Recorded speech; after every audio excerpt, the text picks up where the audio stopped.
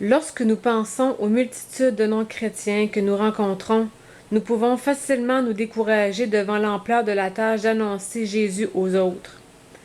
Et quand nous considérons le nombre de personnes dans le monde qui n'ont jamais entendu parler de Jésus-Christ, nous sommes presque atterrés devant l'immensité du travail qui nous attend. Mais lorsque nous commençons à nous sentir incapables d'accomplir une aussi grande tâche, nous pouvons être encouragés par le fait que les gens sont sauvés un par un. Pour souligner ce point, Hugh Ducan présenta une illustration bien appropriée. Il écrivit: « J'ai dernièrement entendu parler d'un vieil homme, marchant sur la plage à l'aube, qui remarqua devant lui un jeune homme qui ramassait des étoiles de mer pour les remettre à l'eau. S'approchant de lui, il lui demanda ce qu'il faisait.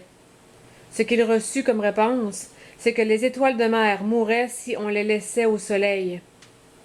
Mais la plage s'étend sur des kilomètres, et il y a des millions d'étoiles de mer, riposta l'homme.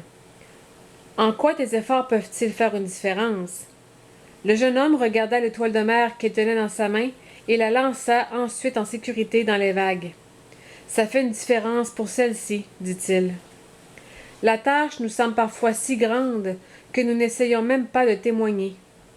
Mais tout comme un grand mur se construit une brique à la fois, de même l'Église, le corps de Christ, se construit une âme à la fois. Parlez donc de Jésus à vos voisins. Annoncez la bonne nouvelle à celui que Dieu a placé sur votre route. Pensez à la différence que cela fera qu'il reçoit Christ. C'est là l'importance d'un seul.